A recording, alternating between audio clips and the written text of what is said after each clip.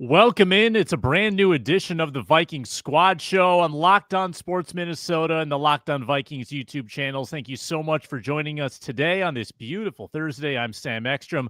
We'll meet the other guys in just a second. Reminder, you can find our audio on the Locked On Vikings podcast feeds wherever you get your podcast. Plenty to get into today on the Vikings Squad Show, including a defensively dominant couple of days at Vikings training camp. How will the Vikings run-pass balance look this year? I'm going to play an either-or game with my guys here, plus the touchdown pie chart. How do we divvy up the Vikings touchdowns this year in the 2025 campaign? Let's meet the crew today on the Vikings Squad Show. Take it away. What's up? I'm Luke Braun from Locked On Vikings, and just real excited to talk about some run-pass balance. That's always been my favorite. That's the worst cold open I've heard. Hey, this is Arif Hasan with the Wide Left Substack, and I have not allegedly embezzled millions of dollars from a labor union. And once again, I'm Sam Ekstrom. Luke Inman. That doth protest He's on too vacation. 85 Bears? Anybody? 40-year anniversary of the 85 Bears? That's what it sounds like based on training camp dispatches from yesterday, and I would argue the day before as well, citing a defensive tour de force. The defensive line is not letting J.J. McCarthy get anything done. Even when he does throw the ball, the tweet that I read is usually asterisked with, he would have been sacked. He would have been sacked. But then he threw the ball and was intercepted. I think that's been like every camp of the last decade is like, oh yeah, but it would have been a sack. I remember the Zimmer defenses being particularly dominant early in camp because of their continuity on that side of the ball, and it's showing right now with the Vikings defense obliterating the offense by all accounts. We got Nudie McGlothern making plays all over the field. We got Theo Jackson picking off balls. We got Andrew Van Ginkel destroying people. And this is Jay Ward. Jay Ward big day, Yeah. And this is with the offensive line getting steadily healthier too, with Will Fries in the mix and Christian Darrisaw working his way in. So it's the telltale, or not the telltale, the I can't think of the phrase. It's the question that everybody's asking. Concerned about the offense. Perpetual question, or yeah, sure. Let's go with it. Perpetual question, Arif. Concerned about the offense, thrilled about the defense. Yes. I think that the defense will probably be good this year. And I think that the evidence we have for that is the players on the team, the defensive coordinator, and the performance that they put together last year. There's a lot of reasons to think that the defense is good, a lot of reasons to be concerned about the defense, primarily in the secondary, right? But a lot of reasons to think the defense is good. I think it's unlikely that they're like the 85 Bears or the 2000 Ravens or the 2015 Broncos or the 2017 Vikings. I think it's unlikely. And with that in mind, yeah, sure, it's like fair to be concerned about the offense, but it's also tough to be genuinely a doomer about the offense, right? Because the full off, like when we're hearing these beat reporters talk about, and they're reaching into the thesaurus to pull out every catastrophic adjective they can find, right? When they're talking about extremely newspaper move, yeah, right, yeah. When they're talking about the pure annihilation of the offense, very rarely is it. By the way, Christian Darrisaw was the left tackle on this play. Very rarely, right? So they're missing still like 40% of their offensive line on a lot of these drills. And J.J. McCarthy is supposed to. The last show I talked about, like, hey, I'm actually maybe potentially concerned that J.J. McCarthy isn't struggling enough, right? Because throw more picks. Yeah, throw more picks, take chances, see what you can get away with, because that'll calibrate the level of risk that you can take during the season. Well, Sam Howell gets it. Yeah, Sam Howell. Brosmer's playing along. Everyone's got the memo except for him. Well, finally he figured it out. He got one yesterday. Figured out an idiot ball on the run. Yeah, get that out of your system. Yeah. Good. So, J.J. McCarthy, and the thing is, like, he's got a great attitude about it. He's like, wow, I'm glad I got my head caved in, because now I can learn how to avoid getting my head caved in that specific way in the future. Like, that's good. That's a good attitude doesn't equal talent, right? So I don't know how that's going to translate, but that's the start of it, right? So I'm not that concerned about the offense, but if the offense had been performing lights out, that obviously would have been a really good sign, because no matter what, I'm going to be confident in that defense. So the offense underperforming tells me, yeah, maybe they're not the best offense in the NFL. But did I expect them to be? No. Yeah, I don't know if the offense is underperforming holistically or if the defense is just getting a lot of sacks because Jonathan Grenard is insane and he's going against Justin School a lot. Like that, like I expect that to some degree, but also in camp, it's really difficult to get a holistic thing. Because anytime the offense does something good and you have to say, oh, well, that was a sack. Hey, that was still a good route, a good throw. That's like why they let that go. So those guys can get those reps in. And if the defense is on the whole having a better day, how much of that too is driven by watching the second team defense blow up the second team offense, which like Dallas Turner has maybe been the most disproportionate player on the field compared to the guy across from him because he's playing with the twos. So like he's, cooking, I don't know, Henry Bird. I don't even know who's that tackle out there. Like Rouse. Walter Brown. Rouse. Yeah. Logan Like Brown. they're cooking who, like, so I don't know how much I want to like take it to the bank that like, oh, well, this is going to be like a vintage Zimmer season where we win and lose games 16-6. I doubt that. And we probably shouldn't go super, super crazy. We are, after all, talking about practice. Let's focus on one of the defensive stars, though, Dwight McGlothern. Year 2, UDFA. He's got picks on 3 straight days. Alec Lewis raving about his ball skills. What are the odds on FanDuel that, and you're making him up, that Dwight McGlothern I was like, no could chance steal FanDuel is Dwight McGlothern. just his own tab. Nudie McGlothern. What are the odds that he could swipe the CB3 spot out of nowhere? Probably worse than plus 1,000, right? So probably much, because Okuda's having a good camp too. Yeah, so probably I'm going to go plus 5,000. Okay. Yeah, like Okuda is the front runner for that job. Might even have minuses in front of his number, and then maybe yeah. Mekhi Blackmon is the next one, and he's probably at he would be at like plus 800, 900, 1,000, and then I would say Dwight McGlothern is. I think it's closer than that. Like we're so far from the season that we are. They could make a switch the first practice after the Texans game, and you would still be a month from the season, right? It would require Okuda to play in that Texans game, and then play poorly in that Texans game, and for Mekhi Blackmon to play well. I think you'd have to have that, and then from there, then the whole thing opens up quite a bit. I think Nudie McGlothern is solidifying his hold on a roster spot that he already had a pretty inside track to. But I think putting him in the starting lineup and getting him there, you need guys in front of him to play worse than they're playing. Mm-hmm. CB5 though, it feels like Okuda, Blackmon 3 and 4, McGlothern 5, and then that sneaky 6, which I want Zemiah Vaughn, Tavier Thomas in that mix. Usually you don't see more than 6 corners kept. Yeah. Maybe for special teams reasons if you love Tavier Thomas. I haven't heard as much of Vaughn with the pads on, but also I haven't seen every single play. Other items or nuggets out of camp that you've noticed. Obviously the health of Darrisaw, big development. It feels like he's playing week 1. Does it not? If he's doing some 11s at this stage, I think he's playing. I don't think we have a pup situation at all. No, that would be insane if they put him on pup and played him in camp a little bit, and we would have to raise some serious questions about did you rush him back? Did it get worse? What happened? I think the defensive line rotation in the twos is still really surprising to me. Levi Drake Rodriguez appears to have leapfrogged Taki Taimani and maybe even Redmond. That group has sort of flipped in a way that I didn't really expect. That does not match what happened last year. Mekhi Blackmon slowly mixing in. He did get some reps with the ones, but again, majority going to Okuda. Dallas Turner, though, being one of the most impressive players in camp, and a lot of rave reviews about his build physically.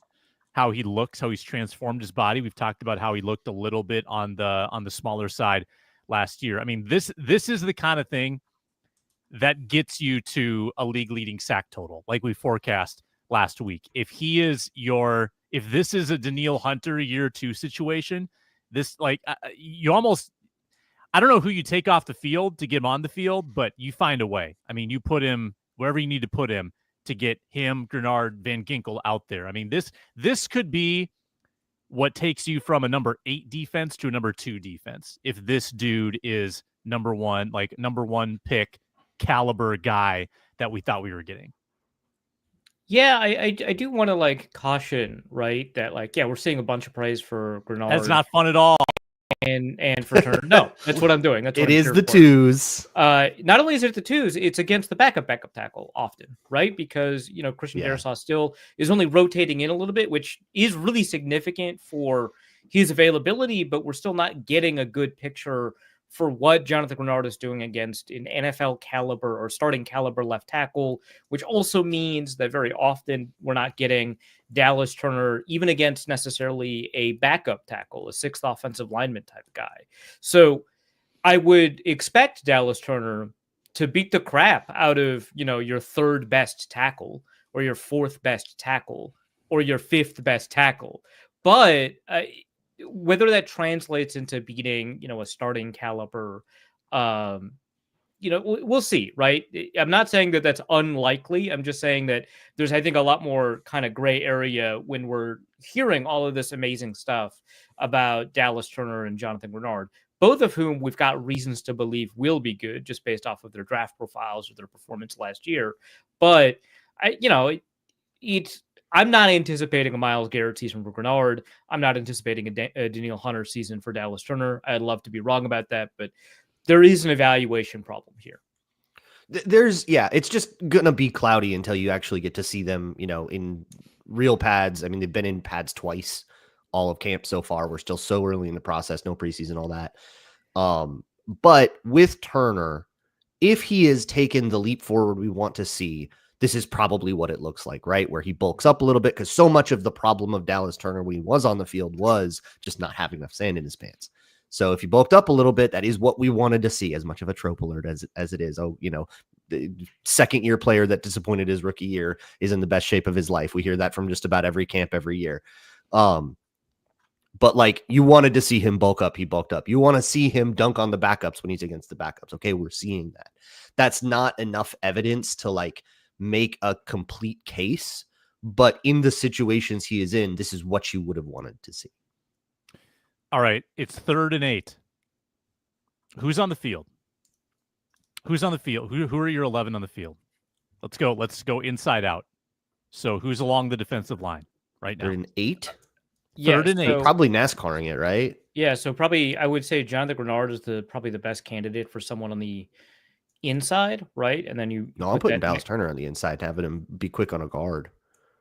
I'm just kind of worried about the guard strength, but fair, it doesn't matter, right? So Dallas, right? Turner, I mean, Jonathan they're not Grenard, running Andrew duo Van on Ginkel. you on 3rd. Yeah. Unless so, you're Detroit, they're probably running the stunt anyway. Right, That's all I do is run stunt. But so Dallas Turner, Jonathan Grenard, Andrew Van Ginkel, they're all out there. The defensive tackle you probably want out there is Javon Hargrave, right? Mm-hmm. So that's your 4 up, right? And then after that, I probably put Blake Cashman out there, not necessarily Ivan Pace, even though he's a pass rusher. I just, I appreciate that kind of that coverage capability more. And then from there, it's Josh Metellus, Theo Jackson, Harrison Smith, Isaiah Rodgers, Jeff Okudah, Byron Murphy. And then did I name them all? Was it Mekhi Blackman? Did I miss that? No, I like it. I mean, you got your 4 to, down linemen, linebacker, and then 6 DBs. Yeah, basically, including Metellus. Yeah. I think the only difference is I would not even do Hargrave. I would legit do 4 edge rushers. Like that's how the Vikings lived in 3rd downs last year and had a ton of success. And is it Gabe Murphy? I guess it'd be whoever wins that 4th job. Yeah, which I guess is Gabe Murphy right now. It could be Ty Dawkins, right? It could be. Maybe edge sure. rusher, maybe not. Depends on. Yeah, but that's a possibility. I'd like to do some live stat head research. We'll see if this is tolerable. I would really like to see the circumstances where Javon Hargrave recorded sacks in his 11 sack season, 2023. Because I want to see if it was all 3rd and 8s, like if it was all very advantageous pass rushing situations, or if he was getting to the quarterback on 1st down, on 2nd down. Arif, maybe you're better at this.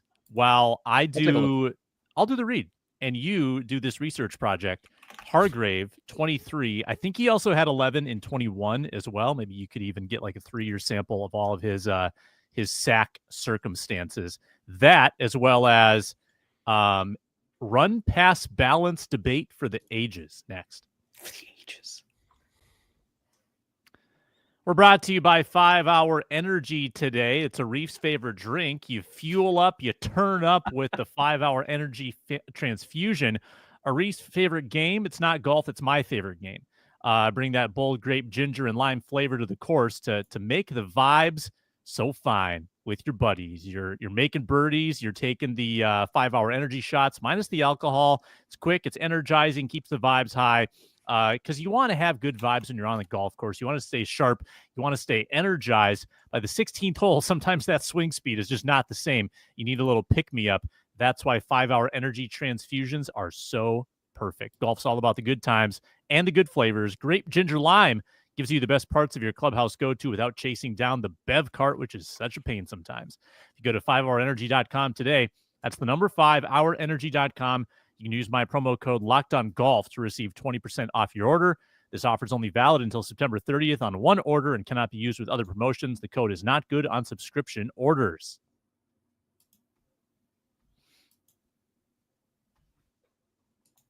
Viking Squad Show rolls on. Locked On Vikings, always on 5 days a week with Luke Braun. Locked On Vikings YouTube channel and podcast feeds. Check it out. Arif, should I tap dance a little bit longer? Get into the run pass balance. I think I got it. The problem is that the play finder's stats are not crazy helpful here because they also include sacks where Javon Hargrave had a play but did not get the sack. So Josh Sweat, sack strip, Javon Hargrave gets the recovery, stuff like that. But 2021 to 2024, so we got a 4-year sample here. I've got 30 sacks that the play finder found. I don't know if that's his sack total. If you also include like half sacks, right? That makes sense. But out of those 30, it looks like 14 of them were on 3rd down. Some of them were on 3rd and intermediate. So we've got 4 of those 14 on 3rd and intermediate, and actually 3 of them on 3rd and short. So actually pretty good split between 1st, 2nd, and 3rd down when you consider the fact that, you know, sacks are twice as likely on 3rd down versus 1st and 2nd down just for a generic player anyway. So it's not necessarily that he's just been there, but I think that your instinct is kind of correct here because his 2021 sacks had a larger split between 1st, 2nd, 3rd, and there's a couple of 4th down sacks on here too. Whereas, and this doesn't include any of the playoffs, by the way, this is just regular season. Yeah. Whereas if we only look at like 2023, almost all of them are on 3rd down. We've got 3 on 1st down, and then let's see, 1, 2, 3, 4. We've got 6 of them on 3rd down, 1 on 2nd, and 1 on 4th down. So many of them are on 3rd down. Some of them are short. Most of them are long. So I think that his sack split is, when you compare it to like a typical defensive tackle, who is productive enough to have, you know, this kind of sample splitting. I think that recently it has been a little bit more weighted towards 3rd downs than you typically see, but you know, we're getting a good mix between 1st, 2nd, and 3rd down, and also a little bit of 4th down for this guy. And the 4th downs are all obvious passing situations, late in games, 4th and 10, that kind of stuff. So yeah, I mean, he's clearly used to being in 3rd down packages that are designed primarily for pass rush, even just as late as last year. But you know, that's not just been his whole thing over the past 3 years. Okay. Good to know. Good research. Thanks, Arif. Thank you, Stathead. Run pass balance. I would say the Vikings are a pass first team. They have been under Kevin O'Connell. 28th in rush percentage in 22, 28th in rush percentage in 23, 14th in rush percentage last year. They rushed the ball about 7% more of the time. So obviously they made a much greater emphasis to run the ball. They also led a ton. You run when you're winning. However, you look at some of the other teams that were winning a lot last year. Eagles, 55.7%, mobile quarterback. Same with the Ravens, 52.5%. Packers, 51.2% rush percentage, more than half. Steelers, 49.3%. Bills, 47.9%. Lions, 47.8%. Commanders, 47.8%. So all the great teams in the league who are also leading, much like the Vikings were leading much of last season, they run the ball significantly more than the Minnesota Vikings. Will the Vikings continue trending that direction now with the backs and the line that they have and the rookie quarterback? Is it all an indicator that this will be more of a 50-50 split this season? I don't think so. I think Kevin O'Connell he's a 7-on-7 coach. I think he wants to pass it 50 times a game. He passed it 50 times a game before we had like proof of Sam Darnold being crazy. He was still passing it like crazy with Nick Mullins and Josh Dobbs. I don't think we got Jordan Mason is going to be the thing that tips this over. Yeah.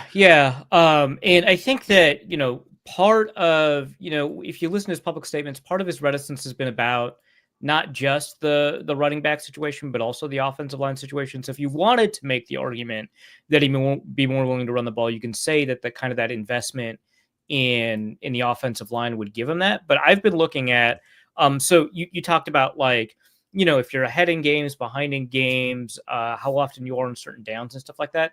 I've been looking at RBs Don't Matter, RBSDM.com, to try and figure out kind of like what happens when we account for situation and what happens when we account for, down and distance and stuff like that. And regardless of the year, the Vikings are above average in almost every category: first down, second and short, second and medium, second and long, third and short, fourth and short. No matter what, if it's after a pass on first down, if it's after a run on first down, they still are more likely to pass the ball than the average team in the NFL, sometimes by significant margins. Over the course of 2022 to 2024, by like 3% over average once you consider and wait for all the plays. But that kind of manifests itself, I think, pretty significantly over time. If you only look at early down pass frequency in neutral game situations, so when neither team has a chance, an 80% chance of winning the game on win probability, the Vikings aren't the most pass happy in the NFL. That's the Bengals, but they're in the top 6, right? So they're very likely to throw the ball. And the other teams that are up there are like the Chargers, which like under Brandon Staley would not stop throwing the ball, right? The Chiefs, which like, duh, right? So, the Vikings have always been above average, even in 2023, regardless of down and distance, regardless of situation. They're always going to be a pass first team if Kevin O'Connell is the head coach. So, I think that compared to last year, where they were second in the NFL in neutral situation pass frequency, compared to last year, they will run the ball more often, but they're still going to be a significantly above average team. I think they're going to be top 8 in pass frequency. But having the offensive line that you trust in the red zone, having Jordan Mason, that'll increase the odds that a run is going to be on a particular play, but it's not going to change his DNA.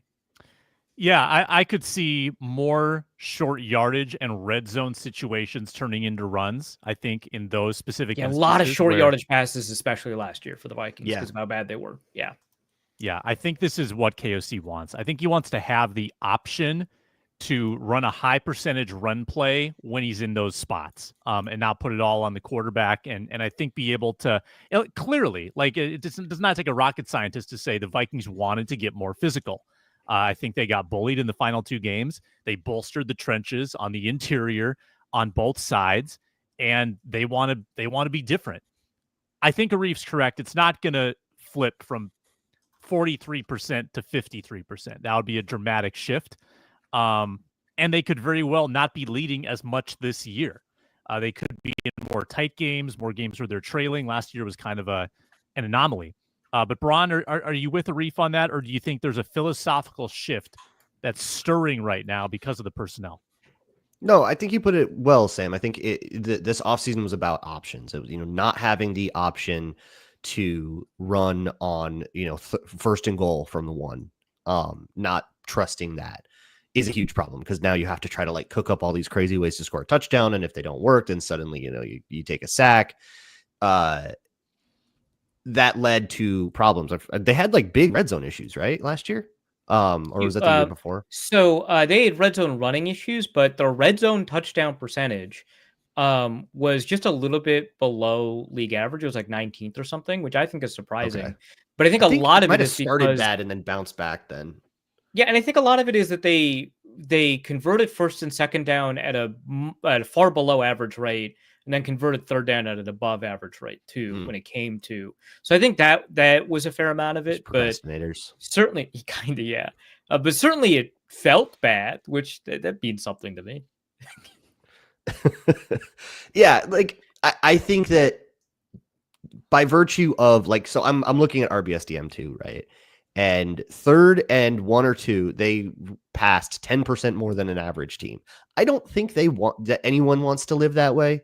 That seems like you really just want to be able to line up and just run straight up the middle and convert some number of your 1 and 2 yard to go situations. And that can allow them to be more aggressive going for it on fourth down. I know there were situations we discussed last year with, hey, why'd they punt on this fourth down? That was interesting. If they'd lost the game, we'd be talking about it more. They probably don't want to be stuck with, well, we either are punting on this 4th and 2, or we're running like mesh. Like, can we just run inside zone and get that? So I think maybe not like total percentage wise. I don't know if it's going to change that much if it's Kevin O'Connell. I think he does. I mean, he wants to run the offense through Justin Jefferson, and I find it pretty hard to argue with that. You're right. Yeah. But rather you want the option to run in weighty situations, to use a Kevin O'Connell word. You want maybe a few very key moments you'll choose to run instead, but that might not lead to like a change in the overall volume that's all that noticeable. Yeah. Also, just one last note. I just looked up the rush efficiency on early downs when the win probability was within 10 to 90% for either team. And the Vikings were the 4th worst in rush EPA per play on early downs in neutral game situations. So that informs like kind of the rest of what we talked about. Is they were just so bad at running the ball. Like, why would you do that relative to the rest of the league? So yeah, I think that's going to change, which is going to change the calculations, which will change the percentages, but won't change kind of who they are fundamentally. Like Luke said, it's about optionality. Good comment from Viking 12886. Set the over-under of total 20-yard runs this team has compared to last year. I looked it up. Last year they had, do you want to guess? I'm going to say 20 plus yard runs. Probably less, actually. Dang. Okay. Ron? I don't know. 6. I have no idea. Wow. You don't know. It was 6. It was exactly 6. You sure it wasn't 20, Sam? You want to run the numbers again?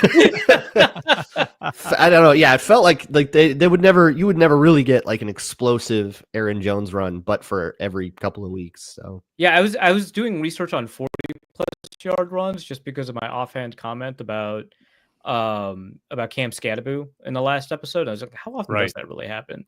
And like, it doesn't happen a ton, but like guys who regularly get starts get like 3 or 4 40 plus yard runs a year. And I was like, well, 20 plus is more than twice as easy as 40 plus, right? It's you're going to get that more than twice as often. So, 4 5 times 2 plus a little bit more. I like Aaron Jones 20. Clearly that was a bad. Wait, the Vikings are really like the first 20 yards are way harder to get than the next 20 yards. Once you got 20 yards, you're just in the open field, right? Like, yeah, but I think you're just going to get 20 plus more than twice as often than 40 plus. I don't know like how to explain it, even though I think that your reasoning makes sense. That just feels true to me. I don't know how else to say it.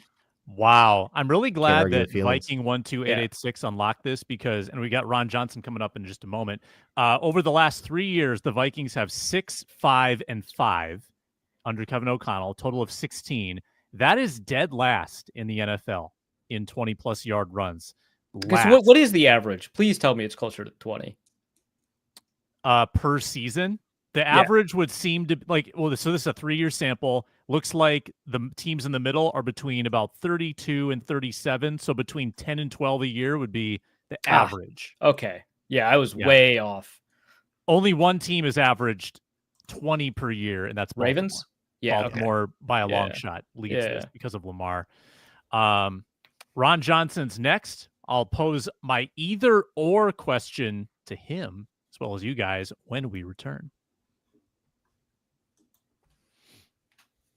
We're brought to you today by Monarch Money.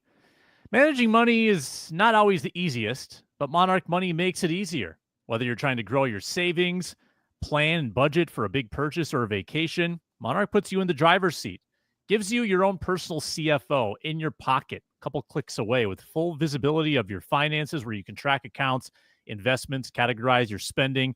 You manage your money, you build your wealth. That's what Monarch does for you. You can also share that account with a partner or spouse, and you can work together and save toward your goals. Take control of your finances with Monarch Money. Use code LOCKEDONNFL at monarchmoney.com for 50% off your first year. That's monarchmoney.com, code LOCKEDONNFL for half off your first year. Monarch Money. Ron Johnson joining on the Viking Squad Show. He's coming off an episode where he interviewed Josh Metellus, Kobe King out at training camp. The great interviews just continue, and we're hoping for another one here with Ron Johnson. Ron, let's get your take first on our last debate. Run pass balance. The Vikings under Kevin O'Connell have been 36% rush, 36% rush, and last year they went up to 43% rush. Could you see this team being more 50-50, or do you think it's still going to be pass first?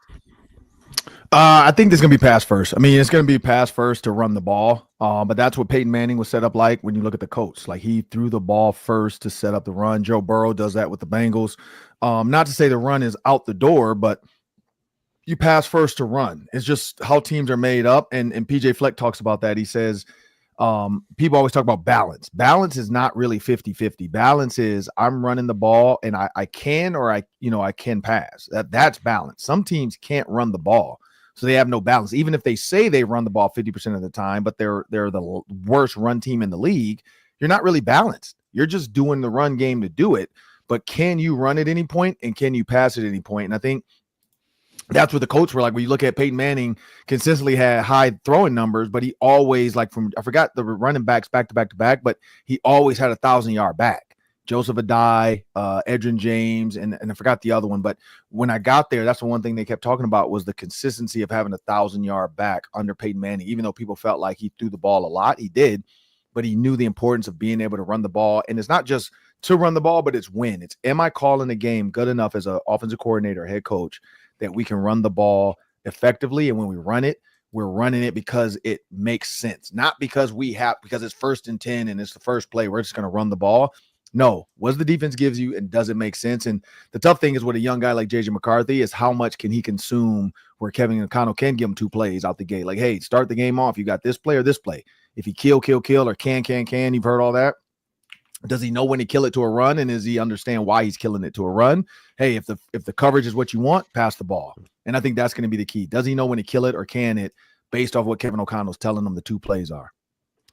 One other one, Ron, relevant to some news this week, Christian Darrisaw participating in 11s. Like, are we at the point, Ron, where the ACL is now more of a 6 to 9 month injury rather than a 9 to 12? That we're seeing guys coming back, doing real football things in 9 months, which is what we're at with Christian Darrisaw. Like, if you compare now to when you played, how much better has recovery gotten from that injury?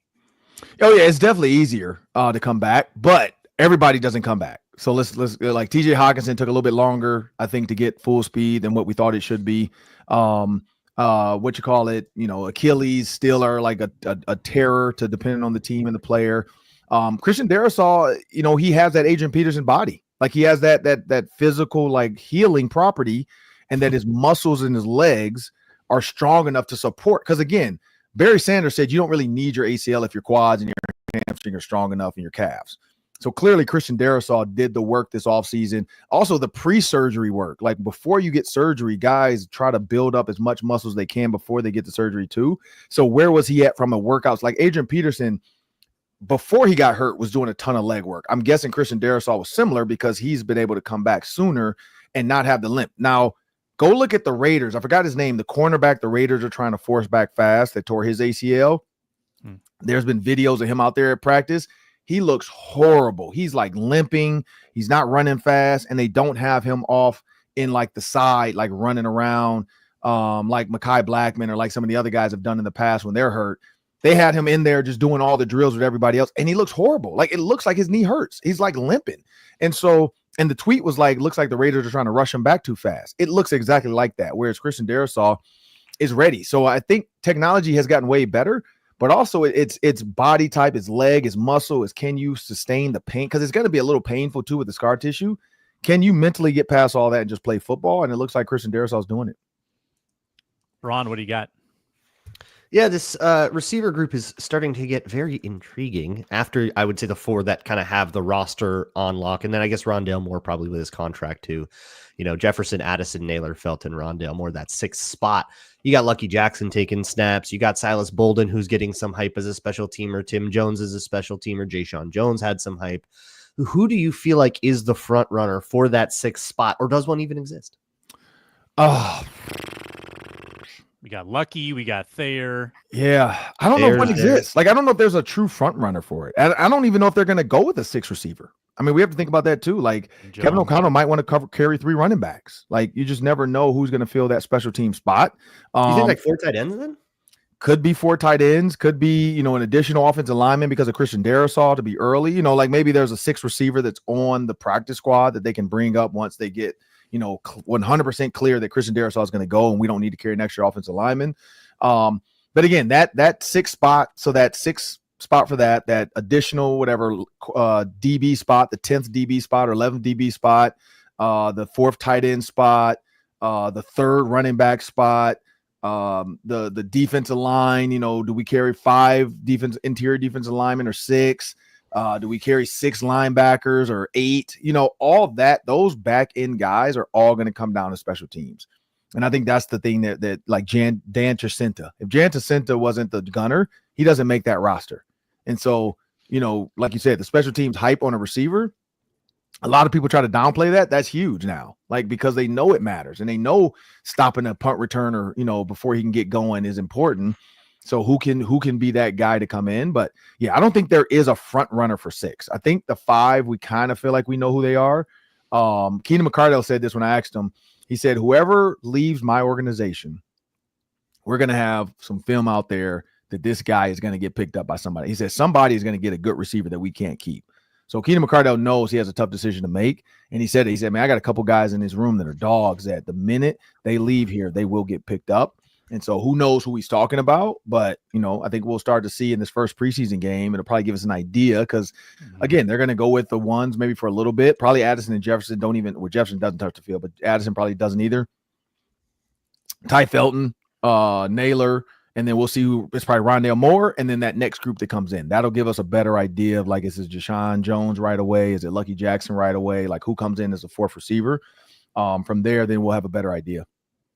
I just want to correct myself. Rondale Moore only has 250 in a signing bonus. This is only guarantees on that deal. So okay, contract does not imply guaranteed roster spot. It would be really tough to see Rondale Moore getting cut, but I guess certainly stranger things. And I've watched him in practice, man. He looks good. Like, he looks healthy. Yeah, he looks good. He looks fast. My question was actually just going to be about, we're hearing a lot. Obviously, we're hearing a lot about the starters, and we're hearing about like some, key rotational guys or backups. We've heard about Dwight McGlothern. We've heard about, we heard about Jay Ward the other day. We've heard about Zamiah Vaughn. Who haven't we heard about that is performing really well? And Lucky Jackson obviously has been playing a lot with the ones. Let's ignore him for now. but like maybe like a Kobe King or Michael Jurgens, or who of the names that haven't been getting a ton of play in the press has actually been performing in your eyes really well? Well, I'm just going off the players. Like, yeah, Blake Cashman was saying that Kobe King, is really fitting in with those guys with the green, because Eric Wilson has the green dot because he's the veteran, but him and Kobe King, so he's in front of Brian Asamoah right now. And I think that's huge, to come in as a rookie 5th round pick, but the guy Brian Asamoah who was here before you is behind you now. They have him and Eric Wilson running with the twos. And then, my guess is Cashman said, and he said it on the show, it's not a secret. Cashman said, probably 2 series. When he goes out, Kobe King, if Kobe King's in right away, then that's your answer. But I think Kobe King is a guy that's done it. But yeah, Zemiah Vaughn, man, like watching him in phase, I keep saying this, he stays in phase as long as humanly possible. Like he does not look like he's chasing. DBs that chase, like a dude's running a comeback and they start opening up, running full speed to chase, thinking it's a go route. It's hard to break down on the comeback. He's breaking down with the receiver. He doesn't look like he's ever out of phase. He looks like he's always kind of connected. And Kwesi said, is this a 1-day thing? Is this a 2-day thing? Or is this just what this guy is? And again, this first preseason game, like Monday night practice is going to be just for the fans. But next week, as they start to prep for August 9th, we'll get a better idea of guys like Zemiah Vaughn. And I think, when you look at what he's been doing against Jordan Addison, that's the answer. Like when you get a chance to go against Jordan Addison, you get a chance to really just do what you do against the top receiver. I mean, I think the coaches are like, man, this guy can stay with Jordan Addison. Like he can stay with anybody, and that's where, he's starting to put himself out there. And I joked about that. I don't know if it was on this show or a different show, but I joked about the whole, like when Deion Sanders came to the Ravens, and I'm like, there's no reason for me to want to go against Deion Sanders. It doesn't help me. It only hurts me if I beat him, or sorry, if he locks me down. And I think for Zemiah Vaughn, it's similar. Like for him, he needs to go against those top guys. He needs to go against Jalen Naylor and Rondale Moore and Jordan Addison to show, hey, I can play with the top guys. Because I said this to Sam yesterday. I'm like, or the day before yesterday, I'm like, when you look at that DB room for a guy like Vaughn, there's nobody that makes you think, okay, these are superstars that I got to play with. Like he doesn't have Merton Hanks and Deion Sanders in his locker room. Like Byron Murphy is the one star, and then that's it. The rest of these guys are trying to find a spot at cornerback, and Isaiah Rodgers, Jeff Okudah, Ambry Thomas. So, and again, I'm going to check Friday, Saturday, Sunday, Monday.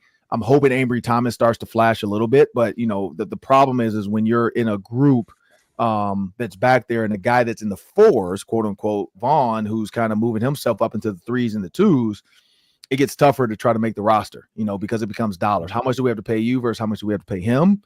And that's where, Rob Brzezinski is going to look at the numbers and say, this is like, if it's even, let's go with the younger, cheaper guy. Yeah, there's never been less of a difference between 3 through 8 on that cornerback depth chart as there is right now. That's a really good point. There's not a huge pecking order. Here's my closing question. I can't believe this, but we are 10 years removed from the 2015 team at TCF Bank Stadium. Teddy Bridgewater Don't do this, man. Led the team to the playoffs. That team went 11-5. Was Blair Walsh the kicker? Was that? Yeah. Okay. Famous. Yep. I don't know. That might have been Longwell. That might have been Longwell. That might have been Longwell. That's Paul Edinger? No. So Bridgewater wins a good 11 year until games. What? Had a good year until. Bridgewater goes 11-5, Ron. 65% passer. Defense was dominant that year. Leaned a lot on the running game. Very game manager-like. 14 touchdowns. 9 picks. Questions about his arm strength. Was not asked to do a lot. If J.J. McCarthy has that type of season where he wins more or less on the back of his defense, ends with a number around 15 touchdowns or something like that, would you be satisfied with that type of year if McCarthy's not really the focal point, but the wins are present? And I want to hear from everybody on this. We'll give Ron the first crack. 15 touchdowns? No, I don't think I would. 15 is tough. Is that all Teddy had? 15 touchdowns? 14. Yes, it was subject of much debate. Yeah. I don't. That was our first year doing Vikings Game Day Live, so I really don't remember that year. That's funny. That was our first. Adrian Peterson it was like a 1,000,001 yard. I like, remember like waking up touchdowns. early to do that playoff game. That's the only reason I remember this, because I remember getting up early to do that playoff game. It was cold. I remember we were in the studio. Jim Rich was talking about some stuff, and then we're watching the game, getting ready to do the fan line, and so. I'm not gonna talk about that. It's tough days. Tough days. We had to talk a lot of people off the ledge on the fan line. People were trying to jump into traffic. Fair. Because they should have been to the playoffs. They should have kept playing. But anyway, I didn't realize he only had 14 touchdowns. That's I would not be like 15 Luke said, touchdowns. It was like a ton of 1-yard touchdowns from like Adrian. Yeah, he got vultured like crazy. and Asiata. Matt Asiata had a bunch. Yeah, that was happening. That happened more the year before too, which also was Teddy. So like it would never be a passing touchdown, and it became a lot of people discoursing about touchdown interception ratio. And Matt Asiata still posts that's a bad stat on social media. His social media still shows like 14, 15 seasons of him like getting 1-yard touchdowns and spiking the ball. Oh, yeah. As he should. He was a vulture. But yeah, so that's like the Jalen Hurts. Like, I don't know if you guys seen that meme where like the Eagles get to the 1-yard line and it's like Jalen Hurts looking over smiling. Like, Saquon Barkley fantasy owners really mad about it. Yeah. But yeah, no. So no, I would not be happy with that. Wins, yes, but the production of the quarterback, because again, playoffs, you have to have more production to be dominant in the playoffs. So I feel like he has to be a 24, maybe 22, 24 touchdown guy. Like, would you take Keenum? Keenum was 22-7. Would you take that? I'll take that. The 7 is scary, but I'd take the 22. Because my guess is you're getting way more production from Jordan Mason in the red zone and Aaron Jones. Because I know Kevin O'Connell learned he learned his lesson against the Lions, overpassing in the red zone. I think 12 out of the 11 plays or 11 out of the 12 plays were passes. So in that stretch of like 3 red zone visits, so I think he's learned that, okay, I got to run the ball. I can't put all the pressure on my quarterback. I got to make the defensive line play honest, because they weren't playing honest. They were just pinning their ears back and rushing. They weren't worried about a draw. I mean, honestly, when's the last time we seen a draw from the Vikings?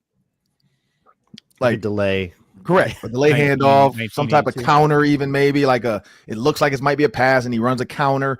Like, we haven't seen that. So I'm thinking in my mind, I'm like, Kevin O'Connell knows that too. If I know that, he knows that. So I think that's going to come up where he's like trying to figure it out. By the way, Will Fries is off the questionable list again. It just keeps changing. This is so crazy to me. It's just it's Christian Darrisaw is the only one on here now, and Justin Jefferson and Mekhi Blackman. So there's no more Will Fries on the questionable list. So it must have just been general soreness. But yeah, no, I would not be excited. I mean, the wins, I'll take them again, but yeah, I'd say 22 touchdowns. He's got to at least be there, because JJ can't be. I mean, Justin Jefferson wouldn't be happy with 14 touchdowns. Like, that's the other problem, is like 14 touchdowns. Who have they gone to? That's another scary question. Like, I don't think with those weapons you can have 14 touchdowns, because you're like Jordan Addison wants at least 6 to 7. Yeah, Teddy was going to like Charles Johnson or whoever, right? Right. JJ has to have, Justin Jefferson has to have at least 10. Hawkinson has to have at least 6. Naylor and those guys, what does it say? Jim McMahon and Steve Fuller only has 16 TDs. 85 Bears. 85, right. That's the best defense in the history. This might be the 85 Bears. The defense might be that good. Sam, you got to understand, like 20 touchdowns was like a lot. Like, they didn't even throw the ball back then. Right. They weren't throwing the ball back then. Like, no, you got too many weapons to have 14 touchdowns, 15 even. Like, because again, that's 7 to Justin Jefferson, 7 to Jordan Addison. They're not gonna be happy. That's not gonna work. It's not gonna work. We kind of had a phenomenon like this last year where Justin Jefferson went like 8 games without a touchdown, just by happenstance. Was that last year or the year before? No, it was last year. Yeah. Was it last year? It just happened. Like, it just was, they just kept going to Addison and like other people, because they cover him in the red zone. They scored a lot in the red zone. Like, we just went, like they could convert those, and they scored a lot of touchdowns from outside the red zone. They just weren't Justin Jefferson's. Yeah, right. So that's why he only ended up with like 10 or so. It was, which is crazy, because he had like I mean, I don't know. What do you guys say? Would you guys be happy with 14 touchdowns or 15? I mean, like, but 11 There's like wins, contextual 11 factors wins? that could explain it that would like assuage the concern that says, Right, but like like- that probably means something is wrong. Yeah. like in 2015, for example, the Vikings tied for 4th in the number of rushing touchdowns they scored. So I was kind of comfortable with the relatively low touchdown rate that Teddy had. So if the Vikings are like 3rd in the NFL in rushing touchdowns, I can take a downgrade in passing touchdowns, but it is 10 years later. Scoring has gone up, and so that's probably not going to be enough.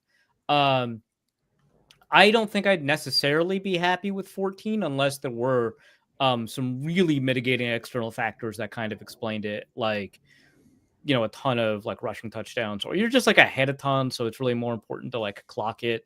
Like last year, the Vikings had an average lead, you know, minute by minute of 6 points. It was second best in the NFL. Mhm. So if that's what the Vikings are, and JJ McCarthy only throws for like 14 touchdowns, I could not care less. But for the most part, that would be a pretty upsetting total. Could I interest you in Christian Ponder's 2012 season? 18 TDs, 12 interceptions. Anybody? Nobody? No one? No one? Come on. 18-12? Wow. Come on. He was hot in many of December. those What are, about like, 30 for 30? Jameis you Winston. throw it -2 yards and then Percy Harvin houses it? Yeah, okay. I'll 30 touchdowns, 30 interceptions. You can get Rondale they're- Moore to do that. Yeah. That'd be fine. Probably That'd be more the like- Sam Howell season, Ron. Oh, there you go. He'll upgrade his 2020 season. Ron, we appreciate it. As Appreciate always, it. we'll talk to you on Tuesday. Tuesday, Ron and then Johnson Monday Show. night's practice. So we have to be there. We're doing a show. So I'm trying to see who I can get. But my goal is now to get 3 guys. We had 2 guys last week. Now 3 with 3 Ron Johnson. That's going to be my new thing. 3 questions with 3 Ron Johnson. Nice. So I got to figure out which 3. I'm trying to get Leroy Watson. I think it's going to be 1. And then my guy Donovan Jackson. I keep forgetting he's my guy, and he's walked by me a couple times, and I've said nothing to him. And I'm like, wait a minute, I've been pulling for you this whole time, and I've not said one word to you. So I got to show him the tweet first to show that I tweeted well before everybody else that 20 miles an hour as an offensive lineman is nuts. And so I want to talk to him about that. So that's my goal for Monday night, to get Donovan Jackson, Leroy Jenkins, and then I'll find one more guy. Awesome. I knew Arif would know that one. Tuesday's show should be epic. He's at 3 Ron Johnson. He's tweeting on X. We're still going to call it tweeting. Thanks a lot, Ron. Good No, I stuff. appreciate it. When we return, speaking of touchdowns, we're going to divvy up the touchdown pie chart for the Vikings this year. That's next.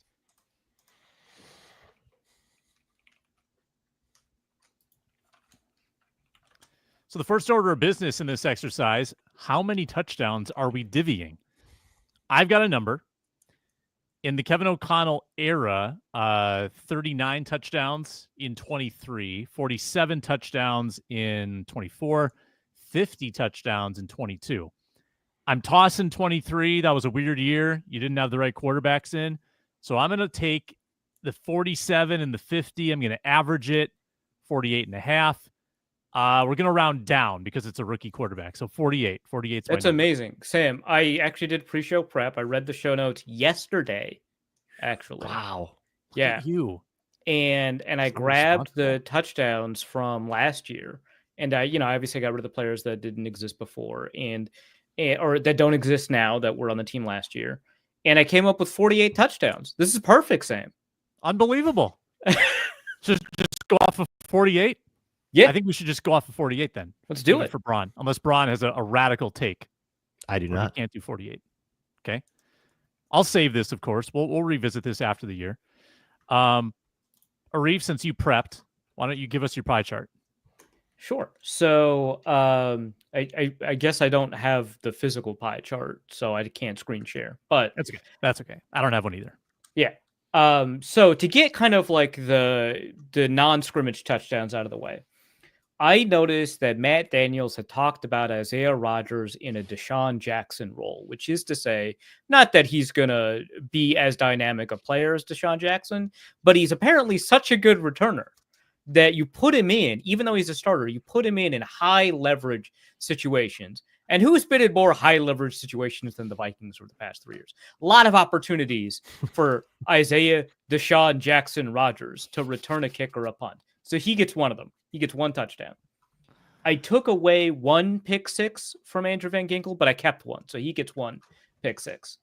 I'm buying the camp, despite everything I said in the first half of the show. I'm buying the camp hype for Jonathan Grenard, and I think he's going to get a fumble recovery touchdown. And then I wanted another pick six in there. I couldn't help myself. Been talking up this defense.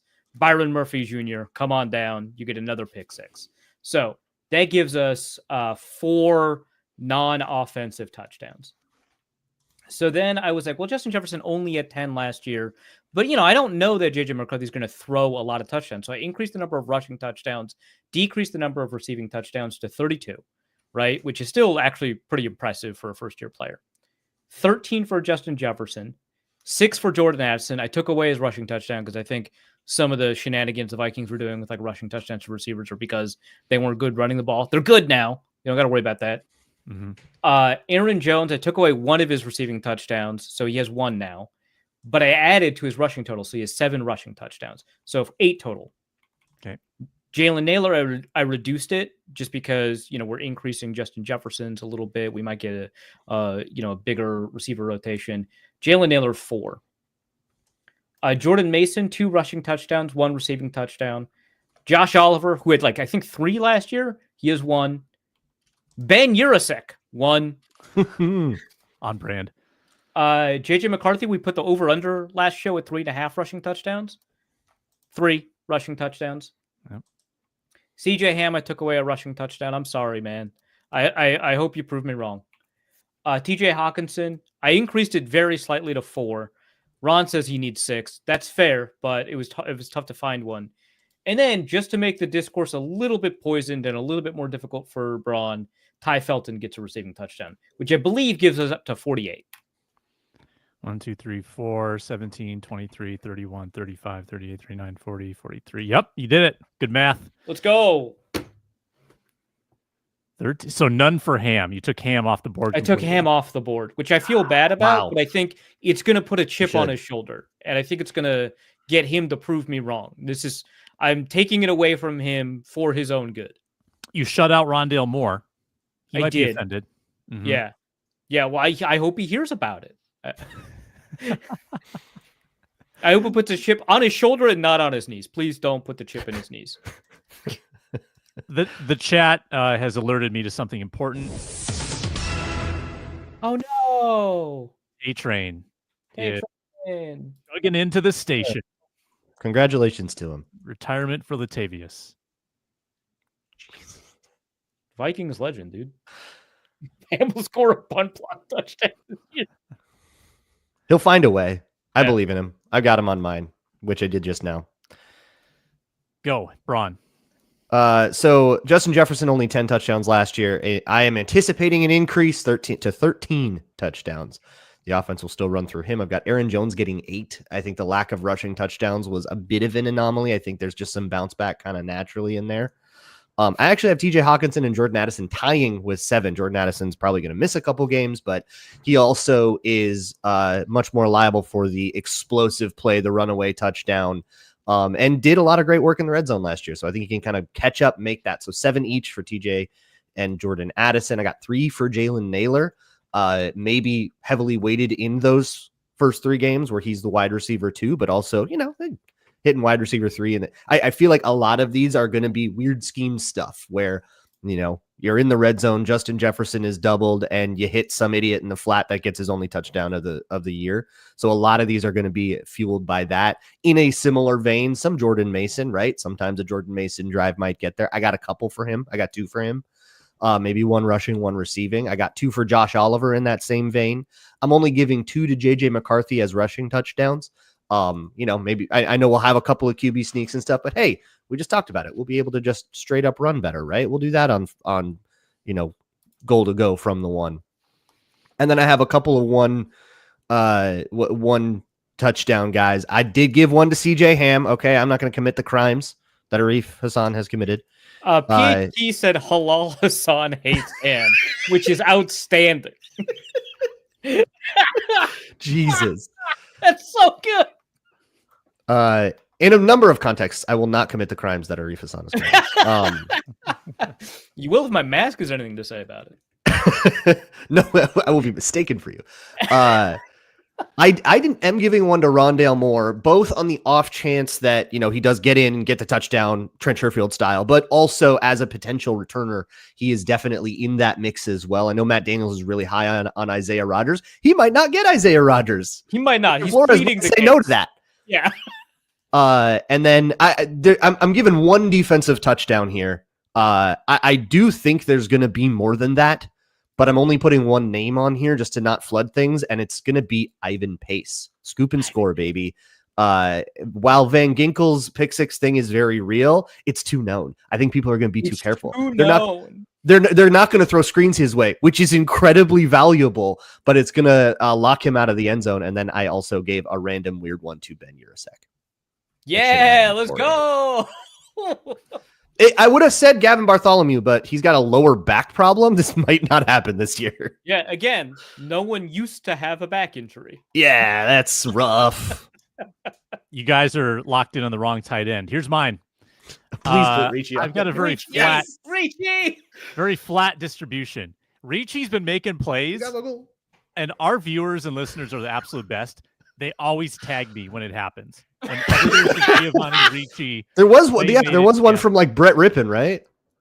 There have been numerous. There have been multiple. Not just one. Like he's actually caught balls on different days. Now I don't know if it's third team or what, but here's my distribution. Very flat, low ceiling because a lot of people are going to score. Justin Jefferson 8, Jordan Addison 7, Jordan Mason goal line vulture 6, TJ Hawkinson 5. Jalen Naylor 4. It's just like a straight line.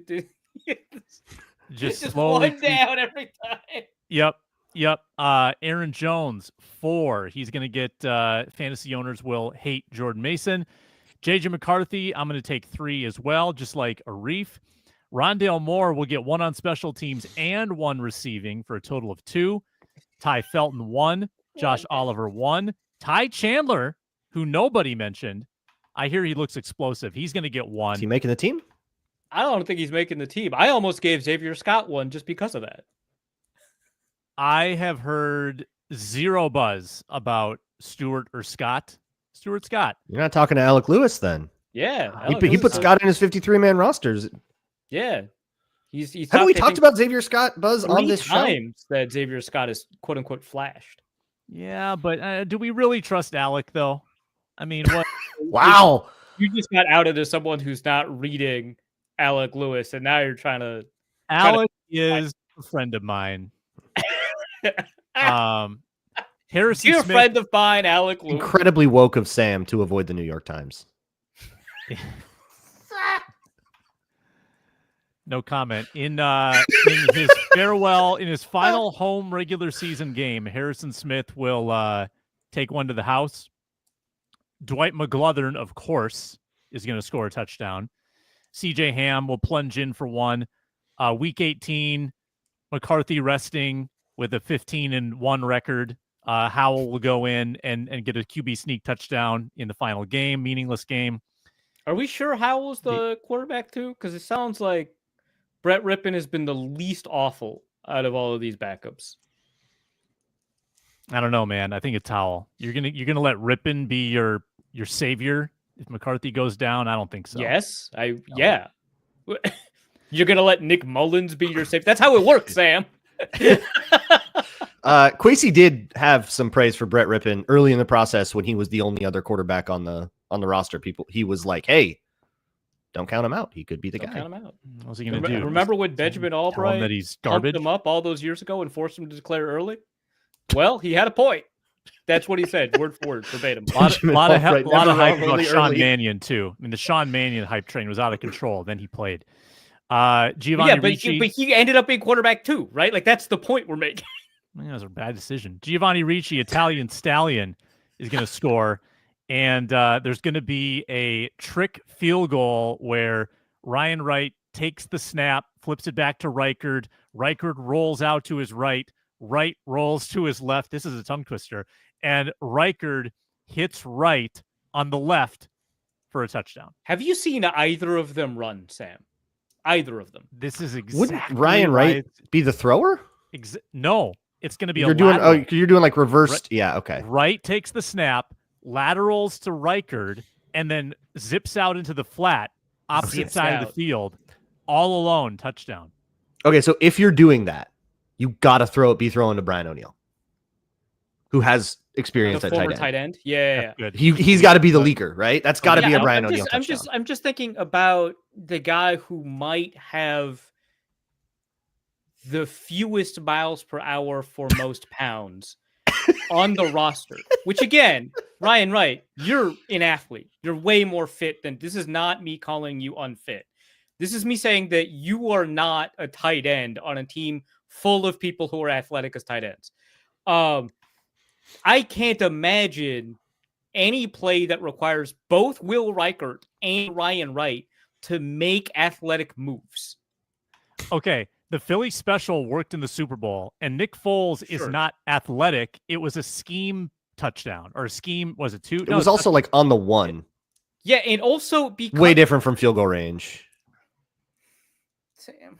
No, Sam, I see where you're at. Okay, I see where your head is at. Okay, you're cooking. Okay, we just need to tweak it a little bit. No, just have Ryan Wright throw it to Brian. You don't need to do all this other stuff. I super see Kevin O'Connell like overcooking this a lot, and then like having like 3 reverses in there. Randomly, sometimes, yes. You know who's on the edge of these field goal block? It's quarterbacks. It's always quarterbacks on the edge of field goal block units. Right, which is why you need a leaker. You need somebody to leak that they can just back foot throw off of. Ryan Wright takes all those cornerbacks out of the play. You toss it back to Will Reichard, who's alone on the other side of the field. He has all the time in the world to set up and throw it to somebody leaking out, but that person has to be an offensive lineman who is declared eligible somehow on a field goal and not tipped everybody off. You guys are forgetting that Ryan Wright's a hefty fella. Like, what if he gets the ball? That he was might my point, stiff arm the actually. undersized corner down. It might be like Dan Connolly, the guard for the Patriots, who got that kick return, and he's stiff arming people, and they can't wrap him up.